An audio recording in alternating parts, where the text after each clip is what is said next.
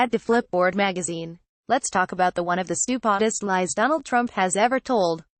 When Devin Nunes allegedly and unceremoniously leaked James Comey's memos to Fox News within 30 minutes of receiving them from DOJ, we didn't learn a whole lot of new stuff. It was mostly, hey look, Comey wasn't lyin when he said Donald Trump tried to obstruct justice right to his face a whole lot.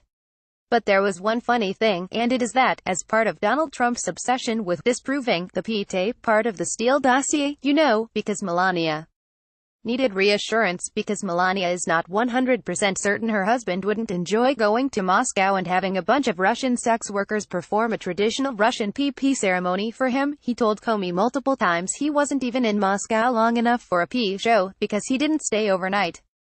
Russian P shows are like Greek weddings, apparently. Long. During their private dinner in late January of 2017, Trump told Comey he had been chatting with folks who reminded him he hadn't stayed the night when he visited Moscow in 2013 for the Miss Universe pageant.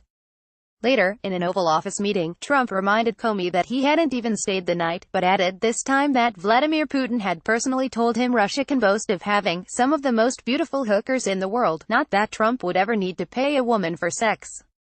This is not remotely true. Because everything is stupid now, Bloomberg decided to check flight records to see if Trump in fact stayed overnight long enough for a pee party in late 2013 in Moscow, and spoiler, he did. He flew in on a private plane on a Friday morning, he stayed overnight at the Ritz, then did pageant stuff the next day and evening. After a very late night, the private plane departed Moscow's Vnukovo airport at 3:58 a.m. Sunday. That is a lot of hours, and definitely enough time for Trump to clap his hands and bounce in his chair while some Russian ladies take a whiz on the bed. Thing is, we already knew this was bullshit. When Trump's former security guy Keith Schiller, who accompanied him to Moscow, testified to the House Intelligence Committee, he specifically said the offer to send 5 sexy Russian ladies to Trump's hotel room at the Ritz-Carlton was made in the morning, and that he told Trump about it as they walked back to the hotel that night, whereupon they both said, lol, because they knew that Donald Trump, a Christian man, took his marital vows very seriously. Once back at the hotel, Schiller said he stood guard outside Trump's room for a little while, then went to bed and honestly has no idea what happened after that. Schiller also did not say yay or nay as to whether the Russian P hookers might have already been in the room hiding under the bed and waiting for Trump, because nobody thought to ask him. In their excellent new book What to Expect When You're in Moscow, The Donald Trump Story Russian Roulette, veteran journalists David Korn and Michael Isikoff also go through the timeline of that trip in great detail.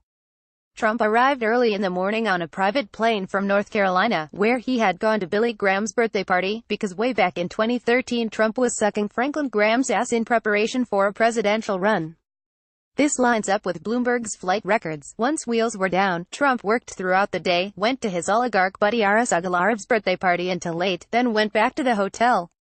At which point, there might have been a few hours available for the next night was the pageant, after which, according to Korn and Isikoff, Trump partied for a while and then took a private plane back to America in the wee hours.